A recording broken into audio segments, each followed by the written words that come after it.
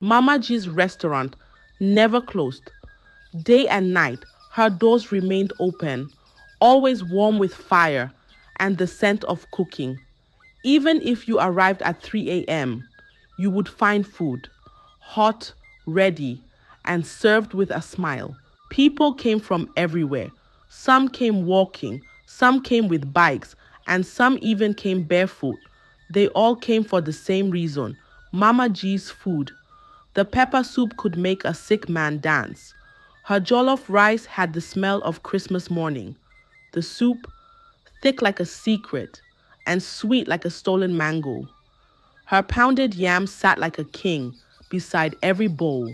People lined up to buy food even before it was ready, and by the time the first plate was dished, it would all be gone within minutes. The townspeople said it was because her food was simply too good. They said she used the finest spices, secret blends, and a touch that no one else had. But nobody asked questions. Nobody looked too deep. The food was too good, too sweet, too perfect. Her shop was always full. Laughter in the air, plates clapping, voices shouting, "Add more meat, Mama G." And she would laugh, her gold tooth shining. "Eat and forget your sorrows," she would say, scooping stew like a river, flowing over stones. But behind that smile, behind those pots, something else was boiling, something only Mama G knew.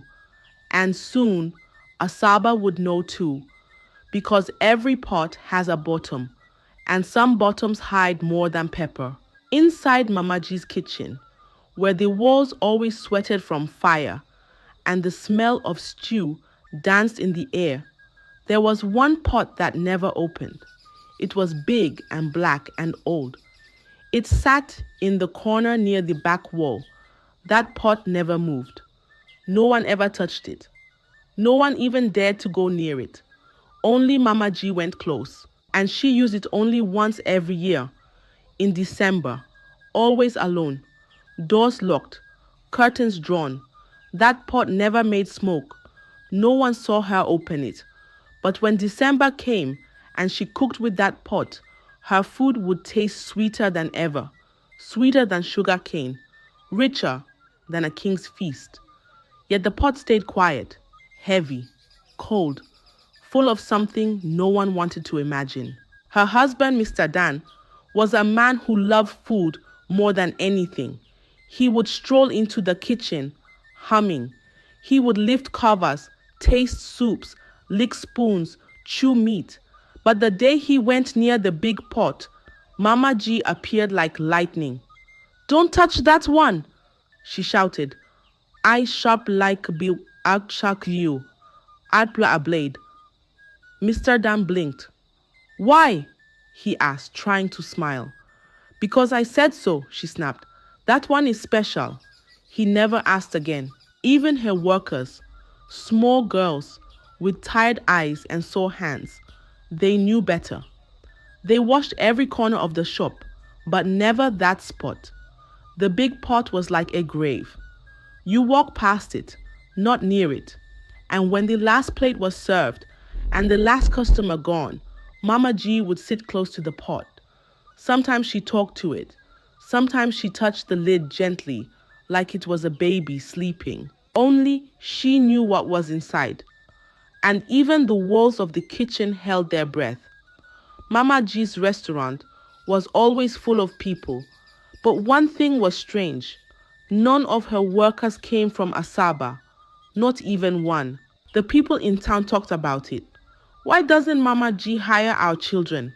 they asked. "Why is it always new faces every year?" Her workers were all young, boys and girls, skinny arms, quiet mouths. They never laughed much. They worked like their legs were tied to the ground. Wash plate, fetch water, clean table, pound yam, serve food. And when everyone else was sleeping, they were still sweeping. But every December, like clock ticking, Mama G would travel. She would pack her fine bags, wear her neat gown, and leave for a small faraway village called Aba. That village had dusty roads, broken roofs, and hungry children with big eyes and dry lips. Mama G would go from house to house talking to poor families. She would sit under the tree with mothers and uncles. She would hold their hands and speak sweet like honey. Let me take your child to town. I will send them to school. I will feed them. I will clothe them. Let me help. And when they hesitated, she would open her bag and show them photos. Pictures of children in school uniforms, smiling in classrooms, holding books. Look at Grace, she would say. See Frank, she would smile. They are doing well, learning fast. You will be proud. And the poor parents, they would wipe their eyes, nod slowly and say, take him. Let him have a better life. Carry her. She will do well with you. Because when you have nothing, even a lie can look like a gift. So every Christmas, Mama G returned with new children. One boy, one girl, sometimes two, sometimes three, and every year they never came back. The first child Mama G took was a girl named Grace. Grace was just 15. Her heart was soft. Her eyes always looked like she wanted to cry. One day, her house caught fire. Big fire. Angry fire. It burned everything. Her mother and father died inside. The house turned to ashes, just like that. After the fire, Grace had nowhere to go, so she moved in with her uncle. But the uncle already had too many mouths to feed. His own children were always hungry. There was never enough food, never enough clothes, never enough smiles. Grace would sit by the riverside every day, quiet, thinking, watching the water move like it had secrets. That was where Mama G saw her. She walked up, sat beside her, and said, "Do you want to go to school?" Grace looked up. Her lips trembled, but she nodded slowly. Mama G touched her shoulder gently. "Don't worry, I will take care of you. You will go to school, wear fine clothes, eat good food. You will be happy again." The next morning, she went to the uncle's house. She spoke sweet like sugar. "Let me carry Grace, let me train her. You'll be proud." The uncle agreed. He thought it was a blessing. And just like that, Grace left the village. When they got to Asaba, Grace smiled for the first time in a long while. Mama G bought her school uniform, exercise books, even gave her a small phone. She started school. She learned fast. She laughed sometimes. She even called her uncle once. She felt safe. She felt lucky. She thought, maybe the world is kind again. But it didn't last long. By the time the second school term came, everything changed. One morning, Mama G stood in front of her and said, "You cannot just keep eating and going to school. What are you giving back?" Grace looked confused. "But you said..." Mama G's voice turned hard. "I said what I said. Now get ready. You're working with me." School stopped, uniform folded, books thrown into a corner. Grace started washing plates, grinding pepper, fetching water, cleaning tables, serving food from morning to night. Even her phone was taken. No more calls, no more friends, no more dreams. She worked till her hands hurt. She slept on the floor. She cried into her wrapper at night. But Mama G didn't care. And when Grace begged, "Please, can I go and visit my uncle?" Mama G said, "It is not time yet, just be patient." So Grace stayed. She worked and she waited, but nobody came for her. And slowly, the river inside her heart dried up. 1 year passed. Then Christmas came. "Pack your things," Mama G told her one evening. "We are going to the village." Grace jumped with joy. Finally, she would see her people again. But Mama G had one rule. She traveled at night. So they left under the cover of darkness. By morning, Mama G arrived in Aba alone. Then someone asked, "Where is Grace? Is she coming home for Christmas?" Mama G smiled, her teeth white, her eyes sharp. "No, oh, she traveled with her school. They went to Abuja for excursion. She even said I should greet you all. The people nodded, impressed. She's going to places now. She's enjoying. God bless Mama G. Then Mama G opened her bag. She brought out a photo. Grace was standing in a classroom holding a book, smiling. She said she will visit soon, Mama G said. The people clapped. They believed everything. After all, the photo looked real, and Grace was smiling. Nobody knew what had happened to her in town. And right there, in that sweet moment of fake joy, a mother stepped forward. Her son stood beside her, a small boy with dusty feet and wide eyes. His name was Frank. The mother held Mama G's hand, her voice soft like the evening breeze. Please, take my son too. Let him go to school like Grace. Let him also have a better life. Mama G looked at the boy, then at the crowd. She nodded. I will help him. He will be like Grace. You'll see. And just like that, another child was added to the list. Frank was different. His eyes were sharp like torchlight in the dark. His mind worked fast. He could fix broken radios with blade and wire. His mother, a widow, sold groundnuts under the sun. Her fingers were always burned, her wrapper always dusty, but her heart was full of hope. Hope for Frank. One Christmas, Mama G came again. She stood in front of the woman's wooden stall and smiled. This boy is special, she said, tapping Frank's head gently. Let me take him. I will make him great. He will wear suit, work in office. He will become an engineer. The woman cried, but nodded. She packed his things, one shirt, 2 trousers, and a Bible. Make me proud, my son, she whispered. Frank followed Mama G to the town, and it started well. She enrolled him in JSS 3, bought him a sharp pencil case, white socks, even a school bag with cartoon designs. He joined a science club and called home every Sunday. Mama, I am learning fast, he said once. I even touched a computer. His mother danced that day under the mango tree. Thank you, God, she said.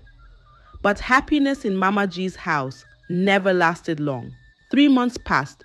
Then Mama G said, books don't boil rice. Come and help. Just like Grace, Frank's books disappeared. His uniform folded, his bag thrown under the bed. He started sweeping floors, peeling yam, carrying firewood. He fetched water till his shoulders ached. His voice, once loud with answers, became quiet. Can I go back to school? He asked once. Mama G stared at him. Did school ever feed you? She said coldly. From that day, he stopped asking. And then, one December night, Mama G told him, pack your things. We are going home. Frank's heart jumped. Mama! He shouted with joy. I will see my mother. They left before the cock crowed. But when they reached the village, Mama G came alone. Again.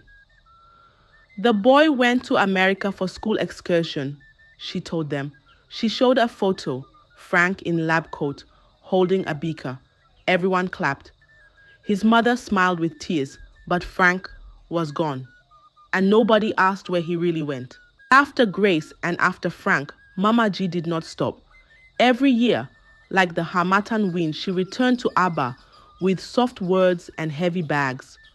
She went from compound to compound, carrying photos like keys, unlocking the hearts of poor parents. Each time, she said, look at this one, he's now in science class. See her, she joined the school choir. Your child will be just like them. And the parents, they believed. They saw smiling faces in uniforms, holding books, standing near blackboards. They didn't know those pictures were old or sometimes fake. Mama G always came back to town with 2 or 3 new children. She gave them soap. She gave them toothbrushes. She gave them shoes and dreams. But after some time, the shoes would vanish. The soap would finish, the books would be forgotten, and the dreams would die quietly, like a candle in the rain. One by one, the children turned to workers, and one by one, they disappeared. But while they vanished, Mama G's business grew. Her signboard became bigger. It had flashing lights now, red, green, yellow. Her cooking pots became wider, deeper. Her chairs turned to plastic benches. Her queue stretched like washing line in a compound. People said, her food is too sweet. There's something she adds to it. Maybe it's her secret recipe. Nobody knew that her secret was not in the pepper, not in the onions, not in the crayfish. The secret was something darker, something that came with a price. While her restaurant grew fatter, the village of Abba grew quieter. Because every year, another child left with Mama G. Another December came. The trees were dusty, the breeze was dry, and in the village of Abba, the drums had stopped dancing. In one small compound at the edge of the village, a girl sat on a wooden bench. Her name was Destiny. Her eyes were quiet. Her feet were bare. Her hair was tied in soft braids. Destiny was an orphan. Both her parents died from sickness, and she now lived with her grandmother, an old woman who sold herbs by the roadside. They were poor. They had only one cup to drink from. Sometimes Destiny went to bed with just water in her belly. That was the day Mama G walked in. She came with a bag of rice, a packet of biscuits, and a voice sweet like melted sugar. She sat on the bench beside the old woman and said, "Mama, let me help this girl. I will take her to town. I will send her to school. She is a special child. She deserves more than this." The grandmother looked at Destiny. Destiny looked at the ground. Then she nodded. She wanted to leave. She wanted more than hunger and silence. Mama G smiled wide and touched her head gently. "You won't regret this," she said. And the next day, Destiny left the village. When they reached Asaba, everything felt new. Mama G gave her shiny shoes, a clean uniform, and even a toothbrush with blue bristles.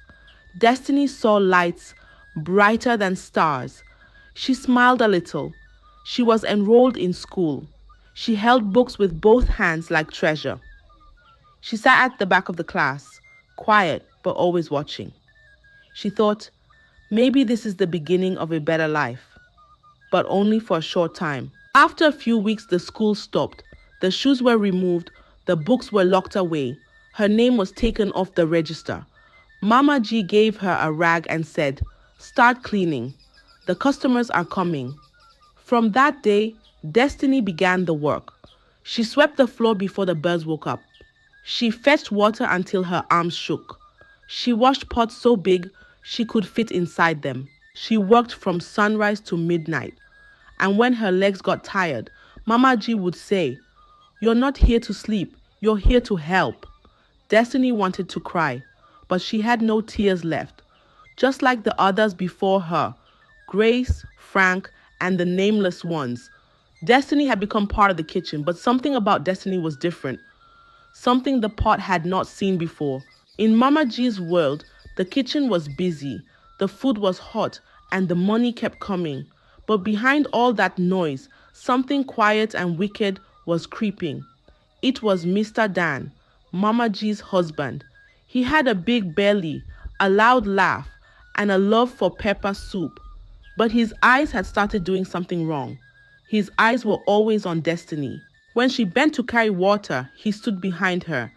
When she washed fish, he sat on the bench, chewing toothpick, staring. When she changed her clothes in the small corner behind the curtain, she heard his footsteps pass by, slowly. "Uncle," she said one evening, her voice shaking like dry leaf in wind. "Do you need anything?" He licked his lips and said, "I need you." Her hands froze. She dropped the plate in her hand. It shattered. He leaned closer. "Don't act shy. I can take care of you more than Mama G." At first, Destiny thought it was a mistake. Then one day, he touched her arm and smiled. Come to the house one day. I'll give you something sweet. Destiny ran. Her hands shook. Her chest felt tight like a drum. That night, she tried to tell Mama G. She stood near the stove and whispered, Mama, your husband is saying things to me. Mama G turned and looked at her, her face hard like stone. Mind your work and stop looking for trouble, she snapped. Destiny swallowed her words. Her voice got stuck in her throat. She stayed quiet, but the danger didn't stop. Then one morning, Mama G called her. Go to the house and bring a bag of rice. It's in the back store. Destiny froze. Alone? She asked. Mama G didn't answer. She just waved her hand and walked away. So Destiny went. She walked slowly, her legs heavy like stones. She opened the gate, entered the house. It was quiet, too quiet. The air felt thick. The light didn't move. She walked to the back store. Suddenly, the front door slammed shut. Click, click, 2 locks. She turned around. Mr. Dan was standing there, his eyes dark, his smile fake. Uncle, please, she whispered. Mama G said I should just get rice. He took a step closer. You're not going anywhere? Yet, he said, his voice slow and heavy. Destiny backed away. She bumped into a chair.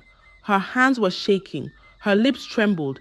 He moved faster, grabbed her arm, pulled her toward the bedroom.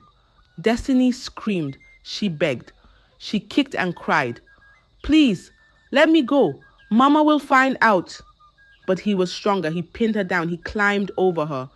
Then the door burst open. Mama G stood there. She saw everything. Her eyes moved from Destiny's torn dress to Mr. Dan's wicked hands. She didn't blink.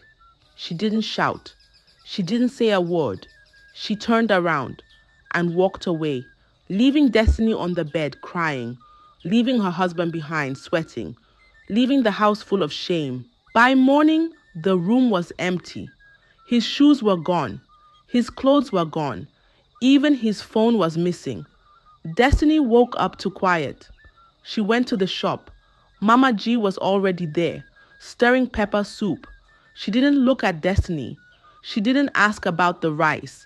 She just said, start slicing onions. Later that day, Mama G shouted into the street, my husband is missing.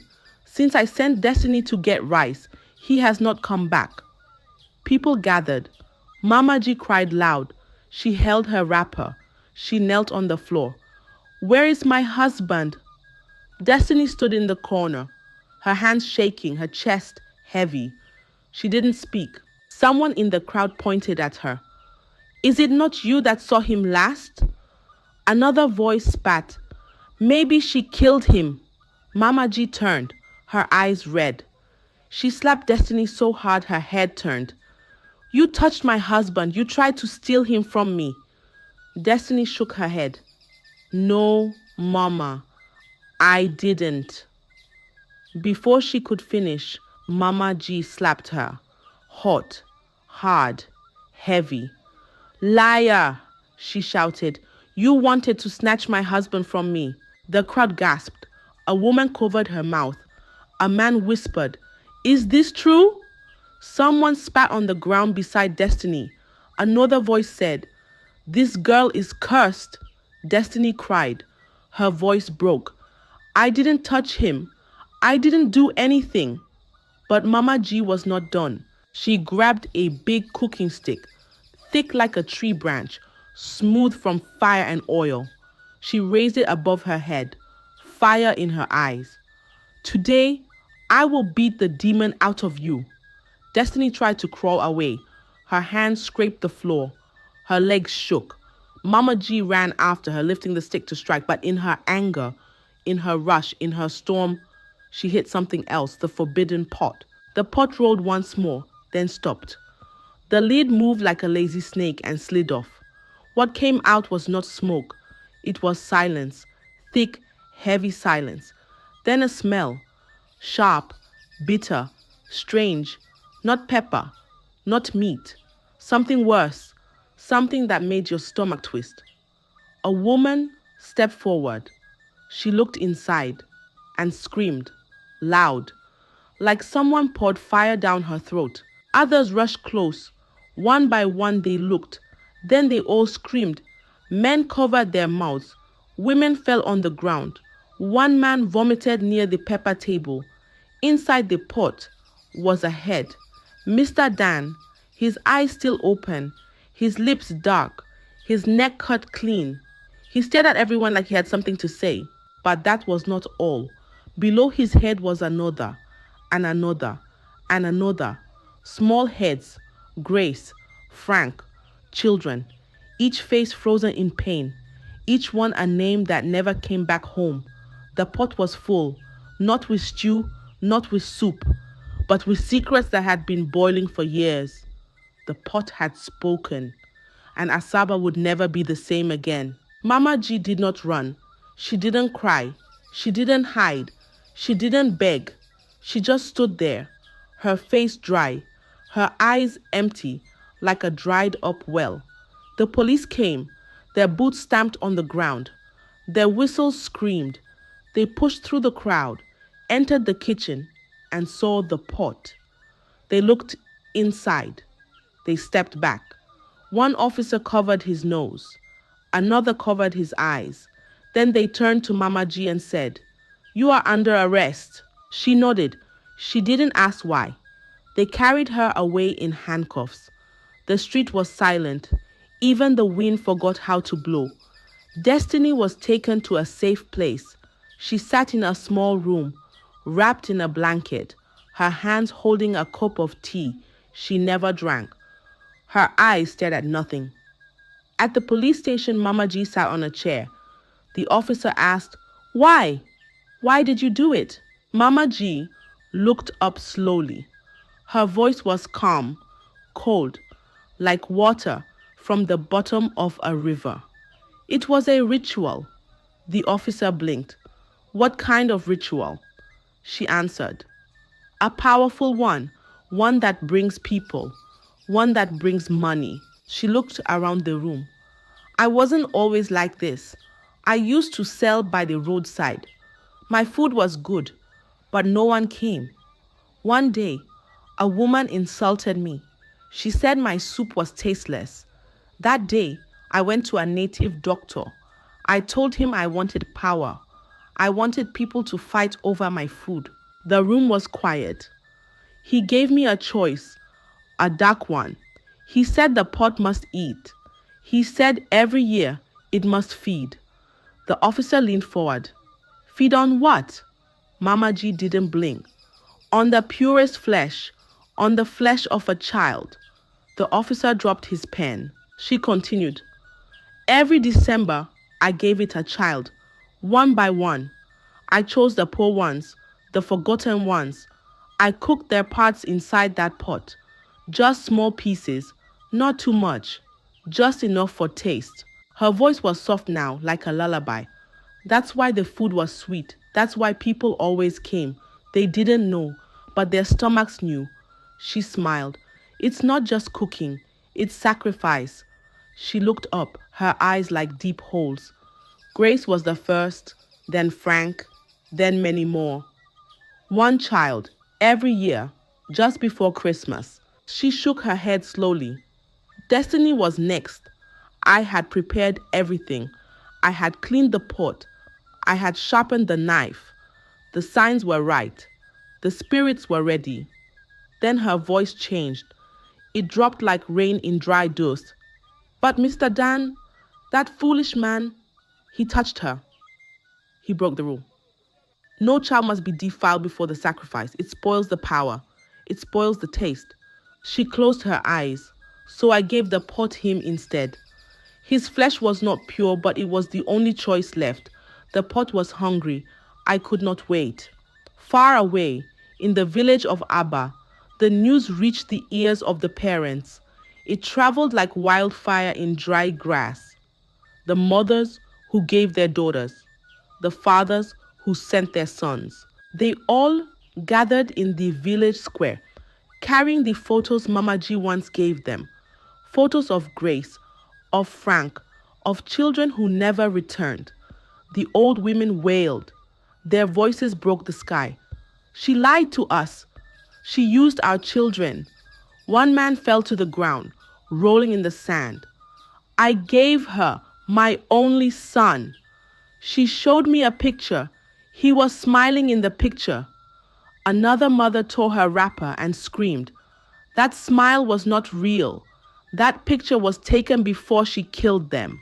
The whole village became a storm of tears. Some fainted, some fought, some just sat and stared, too broken to cry. They had trusted her. They had opened their doors to her. They had given her their children. And now the truth had come out like hot steam from a covered pot. And it burned everyone. Mama G was taken to prison. Chains on her hands, guards by her side, no smile, no tears. She didn't fight, she didn't speak. The same way she cooked in silence. She entered her punishment quietly. The restaurant was shut down. The chairs were broken. The tables were burned. The walls were scraped. The signboard with flashing lights was pulled down. The kitchen was locked with big iron chains. And the forbidden pot? The police carried it away. But no one touched what was inside. No one dared. The pot was sealed forever. And even the earth did not want it buried near. As for Destiny, she was taken back to Abba. Her grandmother held her tight, weeping, kissing her cheeks, rocking her back and forth like a baby. But Destiny never said a word, not even one. Her lips were closed, her eyes far away, like her voice had been stolen. She walked like a shadow, sat for hours, stared at the sky. She didn't laugh. She didn't cry. She just existed. In the town of Asaba, people tried to forget, but they couldn't. Because even though the shop was closed, they said the smell of stew still came from the corner at night. Rich, thick, sweet stew. And some nights, when the wind was quiet and the moon stood still, they said you could hear whispers coming from the sealed kitchen. Behind the locked door, a woman's voice, soft, low, almost like she was singing a lullaby. I told them never to open that pot.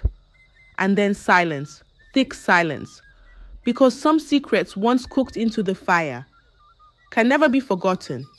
The pot is closed, but the story still boils. I hope you enjoyed the tale.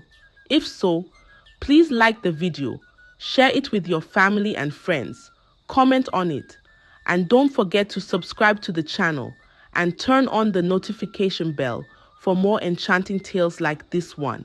Goodbye.